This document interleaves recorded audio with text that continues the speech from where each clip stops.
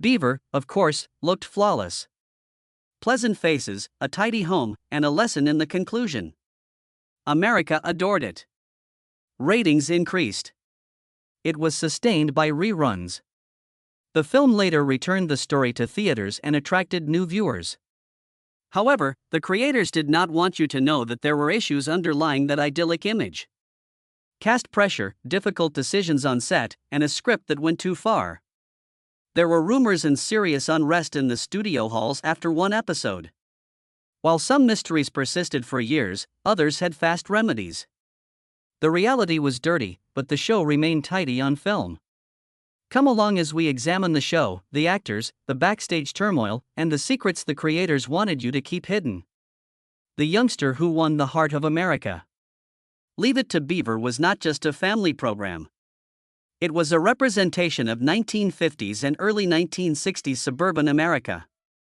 The narrative followed Jerry Matt's character, Little Theodore, the Beaver Cleaver, as he experienced the highs and lows of boyhood alongside his loved ones. The show managed to portray the authentic experience of growing up in a middle-class household at that era. Beaver's innocence, curiosity, and occasional mishaps were precisely what made him so likable. His honesty earned him America's boy, even though he wasn't a flawless kid. We witnessed his attitude towards girls shift from distaste to fascination as the show went on. He even fell in love with Miss Canfield and Miss Landers, his professors. Each episode focused on a different topic, such as his neighborhood, school, or home, demonstrating how a single boy's little exploits may span a whole generation. In post-war America, Beaver's world was the realm of all young boys with lofty aspirations. It's hardly surprising that viewers still feel a strong sense of nostalgia for this program decades later. However, behind the humor and charm, there were some unexpected tales of how the ensemble bonded and how chance greatly influenced the development of this cherished program, The Honest Audition, which was a game changer. It wasn't the typical manner for Jerry Mathers to earn his role. Mathers did the exact opposite, and it worked, in contrast to most children who would try to impress directors with their excitement. He had a meeting immediately after his audition, so he arrived in his Cub Scout uniform. He candidly stated that he would prefer to attend his Cub Scout meeting than to try out for the role when asked if he was enthusiastic for it. Rather of interpreting this as disdain, producers Bob Mosher and Joe Connolly saw an unavoidable spark of honesty. They hired him because of his straightforward honesty. They needed a youngster who could just be himself on film, and his natural behavior was just that. Beaver would turn out to be the pivotal role in Mathers' life, even though he had previously appeared in commercials and minor film roles. He was charming because he was genuine rather than staged. Furthermore, his journey began in a much more commonplace place than Hollywood. Everything changed when he went shopping with his mother. It turns out that sometimes you might find yourself in the most unlikely locations. And for Jerry Matz, it took place at a shopping center when he was only 2 years old. From Big Brother to lifeguard. Tony Dow was leading a whole other life long before he turned into Wally Clever, the trustworthy Big Brother. He had absolutely no acting experience, unlike Matz. Dow was actually a lifeguard and trained athlete who was found nearly by accident. At the pool, someone spotted his confidence and good looks, and before he knew it, he was on one of America's most popular shows. The fact that he had other talents adds even more intrigue to his story. Dow participated in the Junior Olympics as a diving champion as well. He was youthful, resolute, and accustomed to striving for excellence. He was able to behave with ease thanks to the same discipline. As they say, talent can take many different shapes, and Dow demonstrated that. He carried his work ethic with him everywhere he went, from saving lives in the pool to performing in front of millions of people. You would never believe it from seeing him on screen, even though it was his first time acting. One of the most convincing brotherly bonds in TV history was created by his innate affinity with Mathers. However, the individuals behind the scenes were aware of the risks that young stars faced as their celebrity expanded. And to keep them grounded, they did something out of the ordinary. Behind-the-scenes pearls, high heels, and life lessons. Real stories that most people were unaware of were revealed behind the scenes as the cameras rolled and America fell in love with the Clever family. Tony Dow and Jerry Matz, two young stars, were asked by the producers not to watch the show.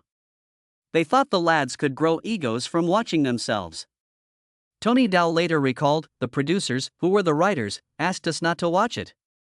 They didn't want us to get a big head. It was their way of keeping the kids humble, and it worked." While the boys were learning discipline on set, Barbara Billingsley, who played June Clever, was mastering the art of hiding a personal secret. Her elegant pearls weren't just a fashion statement. They covered a hollow spot on her neck, left by surgery. Even when she wasn't filming Leave It to Beaver, she wore pearls or scarves to conceal the scar. Yet, some viewers criticized her wardrobe, assuming she was trying too hard to appear perfect. Little did they know there was a reason behind her look. And while Barbara handled criticism with grace, there was another quiet challenge she faced: her growing sons. As Jerry and Tony grew taller over the years, producers asked her to wear high heels to keep the motherly height difference on screen. It was their small way of maintaining the family illusion. Meanwhile, Hugh Beaumont, who played Ward Clever, brought his own lessons from real life to the show.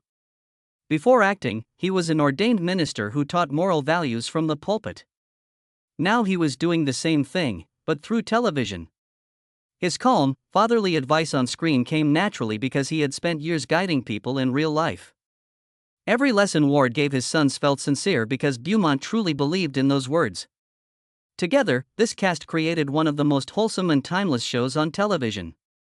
One built on honesty, heart, and a little bit of real-life experience behind every line. June Clever's hidden struggles on screen. June Clever always looked flawless on Leave It to Beaver. Her neat dresses, her gentle tone, and even her heels made her the picture of the perfect 1950s mother. But behind that perfect image was a funny truth. June wasn't wearing heels to look glamorous. She wore them because her sons kept growing taller each season. The producers didn't want her to look shorter than Wally and Beaver, so they asked her to wear high heels around the house. Imagine cooking, cleaning, and parenting, all while standing in heels for hours. At the start of the show, she wore flats. But by the end of the 6 seasons, her heels were higher than ever. It wasn't about style. It was about keeping up the illusion that June was always in charge. She was, after all, the matriarch. The producers wanted to show her as a strong, elegant mother who stood above the boys, both literally and figuratively. It's funny to think about. Now, sons growing taller than their mother is natural. But back then, television had to maintain an image. And while June smiled through it all, her on-screen husband, Ward Clever, had his own story behind that calm, fatherly face, one that wasn't as happy as it looked.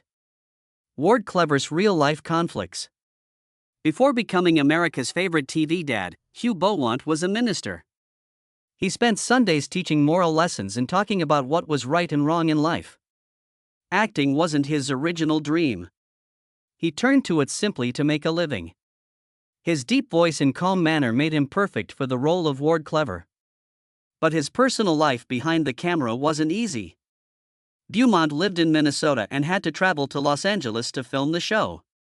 During one of those trips, tragedy struck. His family was driving to meet him when they got into a terrible car accident. The crash claimed the life of his mother-in-law, leaving Beaumont filled with regret for taking the job in the first place. It was a painful memory that stayed with him. Even though he played a loving and wise father on TV, deep down, he struggled with his decision to join the show. He was also frustrated with how the fame affected his career. Like many of his castmates, he became TYP cast, meaning people only saw him as Ward Clever. No matter how hard he tried, Hollywood couldn't picture him as anyone else. He was also unhappy about always playing second to the young stars Jerry Matz and Tony Dow. But Beaumont didn't let that bitterness show. He stayed professional. And as time went on, he found new ways to express himself creatively by writing and directing episodes of the very show that caused him so much inner conflict. Stories that came from real life. Hugh Beaumont wasn't just acting. He was also helping shape the stories people loved. He wrote and directed several episodes, including one called Family Scrapbook. In it, June finds an old scrapbook while cleaning, and the family sits together, reminiscing about their memories. It was a sweet way to look back at the show's history. But the truth is, almost every episode had roots in real life. According to Jerry Matz, producer Joe Connolly kept notebooks filled with stories from his own childhood and things his kids told him. Those stories became the heart of Leave It to Beaver. They were funny, touching, and sometimes embarrassing, just like real life. That's why people connected to it so deeply. And it wasn't just the stories that made it special. Even the characters evolved in unexpected ways. Take Eddie Haskell for example. He was supposed to appear in only one episode, but actor Ken Osmond's natural charm and chemistry with the cast impressed the writers so much that they kept him for the entire 6 seasons. That's the kind of magic that can't be planned. And behind that magic was an idea no one expected to work. A family show told through the eyes of a child. A show that reflected real people. Most TV shows back then were told from the parents' perspective. But Leave It to Beaver flipped the script. The show focused on how children saw the world, their mistakes, their curiosity, and their emotions. That's what made it so unique. Parents could watch it and understand their kids a little better. Meanwhile, kids saw themselves in Beaver's innocent adventures. And while the show looked picture perfect on screen, real life for the actors wasn't always so neat. Barbara Billingsley, who played June, lived a very different life off-screen. She wasn't a housewife. She was a single mother raising 2 children after her husband passed away. Her life was full of challenges that her TV character never had to face, but that's what made her performance even more inspiring. She took her struggles and turned them into strength. Her son, Glenn Billingsley, once said she was every bit as nurturing, classy, and lovely as June Clever. Barbara admitted that the line between her real self and her character sometimes blurred. "I think what happens," she said, "is that the writers start writing about you as well as the character they created. So, you become sort of all mixed up." Acting can do that to people. It can make them live 2 lives at once. One for the camera and one in the real world. And for Barbara, both versions of herself became symbols of grace. Her co-star Tony Dow also changed paths later in life. After growing up in the spotlight, he left Hollywood and became a talented sculptor.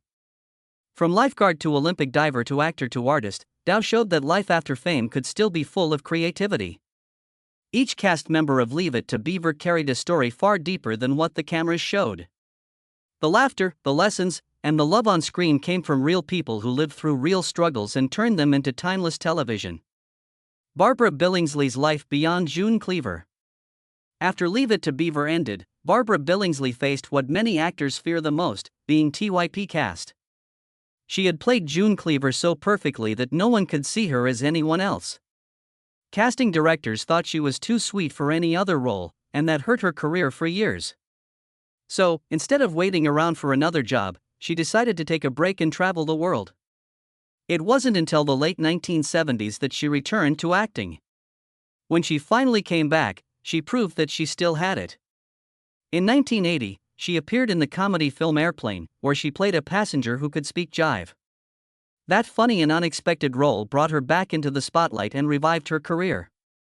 It showed people that Barbara wasn't just June Cleaver. She could surprise audiences, too. Off-screen, she had already shown her strength in real life, raising 2 sons after her husband's death. That experience made her even more understanding of misbehavior, both as a real mother and as a TV one.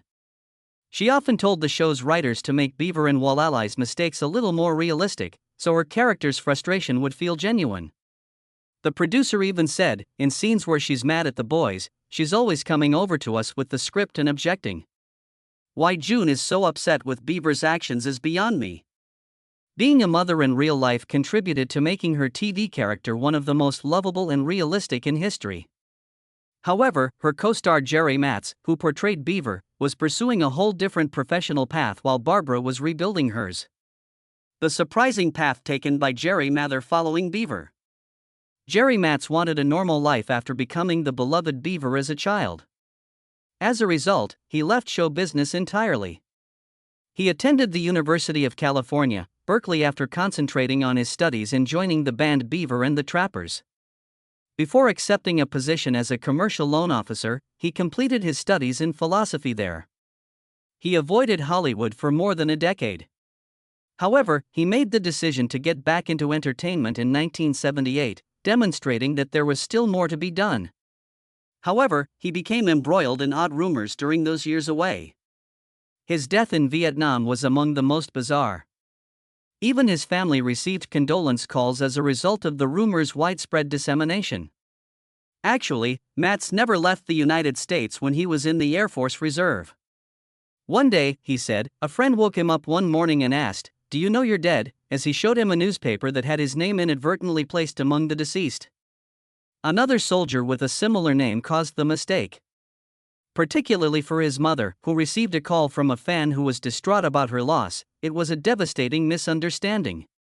After a famous football player died in battle, Matz disclosed years later that he had actually attempted to join the Marines before joining the Air Force Reserve, but they rejected him because they didn't want to lose another celebrity.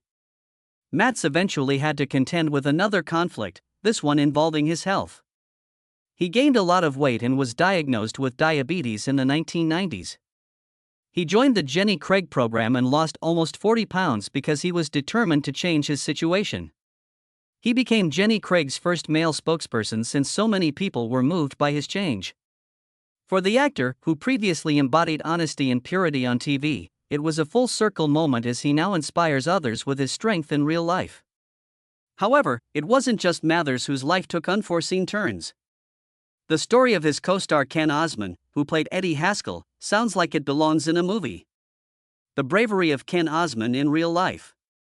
One of those iconic TV personalities was Eddie Haskell. Kind to adults, yet cunning with children. Therefore, it seemed just crazy enough to be true when fans heard that Ken Osmond, the actor who played him, had turned into rock singer Alice Cooper. Cooper's comparison of himself to Eddie in an interview sparked the rumor, however it was all a miscommunication that became an urban legend. The reality was much more unexpected. It wasn't Osmond who became a rock star. He joined the police force. He joined the Los Angeles Police Department and worked as an officer for years after battling being typecast. He even got a mustache to hide his identity. He put himself in danger every day while working in the narcotics and motorbike divisions. He was shot 3 times by a suspected vehicle thief one day when they were pursuing him. Fortunately, he was spared death by his bulletproof vest. His true heroism was demonstrated when the incident was later aired in the television series Top Cops. He finally retired after his recuperation, and in 2014, he co-wrote a book about his experiences. After leaving Hollywood, Osmond led a modest life, demonstrating that even the biggest celebrities can have an impact without the limelight. At the age of 76, he passed away in 2020, leaving a legacy of courage and commitment. People are more than the roles they play, as seen by his journey from Naughty Eddie to real-life hero. However, not every former cast member made such a significant life shift. Some, like Frank Bank, who portrayed the iconic Lumpy, just chose a different creative route. Life after Lumpy and Cleaver's teachings. Clarence Lumpy, portrayed by Frank Bank. Beaver had to deal with Rutherford, the clumsy bully. However, Frank was a completely different person in real life. He appeared in 50 of the original series episodes before making a comeback for 101 of the new Leave It to Beaver. He left performing after that and went on to become a prosperous stockbroker.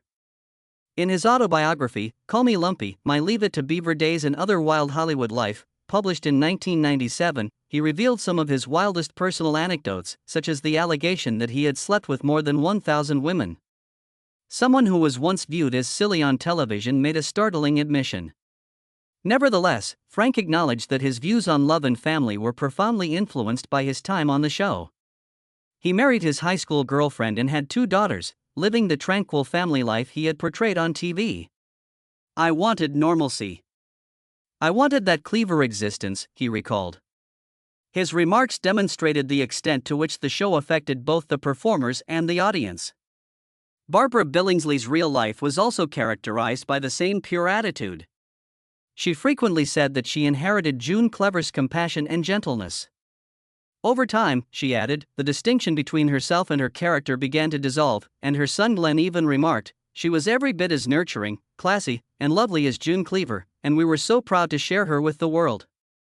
I believe that the writers begin writing about you in addition to the character they created, she remarked. You get a little confused as a result.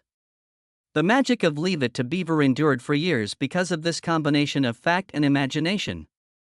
Each cast member had a life full with love, growth, and lessons. Together, they demonstrated that a show's conclusion might occasionally mark the start of a new narrative. Beaver's close friend Larry Mandello, played by child actor Robert Rusty Stevens, was one of the young stars and their mothers. Fans adored his awkward charm and humorous facial expressions during his over 70 episodes. However, his character abruptly left the show. Many assumed it was because his dad got a new job and the family relocated to Philadelphia. There was more to it, though. In a subsequent interview in 2000, Barbara Billingsley disclosed that Rusty's mother was a major source of conflict on the set. She said, "We all loved Rusty so much. He was so good in that role, and unfortunately they had to let him go because his mother was such a pain." She went on to say that Rusty's mom would constantly go to the producer's office to make demands until they finally decided to remove him from the show. It's a sad example of how a parent's interference can hurt a child's acting career. But not every mom on the set was a problem. Jerry Matz and Tony Dow's mothers were present every single day, making sure their sons were treated well and staying grounded. They didn't try to control the show. They were simply there for support. It helped the boys separate real life from the make-believe world of television. Having their moms around gave them comfort, especially when scenes got tough. Imagine being a kid actor and knowing your mom is just a few feet away cheering you on. It kept them both confident and calm. And speaking of mothers, Tony Dow's mom had quite an interesting Hollywood background of her own. Tony Dow's talented mother in Hollywood's boldest scene. Tony Dow grew up surrounded by the movie industry. His mother, Muriel Virginia Dow, worked as a stuntwoman in early Western films and was even the stunt double for actress Clara Bow. It's no easy job to take dangerous falls and risky moves for someone else, but Muriel did it with grace and bravery. Maybe that's where Tony got his calm and fearless nature from. Even though he had no acting experience before, Leave It to Beaver. His mother's Hollywood spirit must have inspired him. But Dow's story wasn't the only one turning heads behind the scenes. The show itself made history for something completely unexpected. Showing a toilet tank on TV. Yes, you heard that right. Back then, even something as ordinary as a bathroom was considered inappropriate to show on television. When Leave It to Beaver aired a scene featuring a toilet tank, the network censors almost banned it. To them, it seemed too indecent for family TV, but the producers stood their ground, and the episode aired, shocking audiences, but also setting a new standard. It was the first time a toilet tank ever appeared on television. While that might sound silly today, it was a small step toward more realistic storytelling. The show was always trying new things, and that bold move helped it break barriers. But one thing the creators refused to reveal was where the Cleavers actually lived. And that mystery became part of the show's magic. The town with no name and a familiar look. Across 6 seasons, one question stayed unanswered. Where exactly did the Cleaver family live? Their town was called Mayfield, but the creators never said which state it was in. This was done on purpose. The goal was to make Mayfield feel like it could be anyone's hometown. Peaceful, safe, and filled with friendly neighbors. It was meant to be every town in America. The streets, the parks, and the houses all looked familiar to viewers, giving them a sense of comfort. The set itself was built on the Universal Studios backlit, and the famous Cleaver house still stands today, used in other shows and movies. It became an icon of classic television. But to make the world of Mayfield even more believable, the creators used real footage from towns across the United States, including a few shots from Skoye, Illinois. This smart trick helped viewers feel connected to the story. Some fans even thought the Cleavers might live near them because certain buildings or streets looked just like their own. It was a clever way to make audiences feel at home while watching. The blending of real-life images with studio sets gave the show an authentic look that people loved. And while fans were guessing the Cleavers' location, the producers were busy making some big changes behind the scenes, even replacing the family's father before the show ever aired. The Ward before Hugh and the costliest episode ever. It's hard to imagine anyone else playing Ward Cleaver, but Hugh Beaumont wasn't the first choice for the role. In the show's original pilot, another actor named Max Showalter played Ward. However, that version of the pilot never aired, and Beaumont was brought in to replace him. The decision ended up being one of the best the producers ever made. Showalter went on to do other work, but Beaumont became the face of the perfect American father. His calm voice and moral advice defined what it meant to be a dad on television. Still, fans often wonder how different the show might have been with another actor leading the clever household. Interestingly, even the title of the show almost changed before release. The creators first called it Wally and the Beaver, but sponsors didn't like it. They thought it sounded like a nature show, so the name was changed to Leave It to Beaver. It was a simple fix that gave the show its now legendary title, and with that, history was made. But not every part of production was smooth. One episode in particular, called The Soup, became the most expensive one to film. The episode required building a giant billboard on the Universal set. In it, Beaver climbs the billboard to look at the steam coming out of a giant cup and ends up falling inside it. It caused chaos in the scene as crowds gathered and firefighters rushed to save him. The big stunt cost more money than any other episode, but it was worth it. The scene became so iconic that it was later spoofed in Family Guy, where Peter Griffin falls into a cup himself. To save money elsewhere, the producers even reused actors as extras. In one episode, Beaver's teacher was shown eating at a nearby restaurant table as an extra, completely unacknowledged by the family. It was a clever way to keep costs down while adding more life to the background.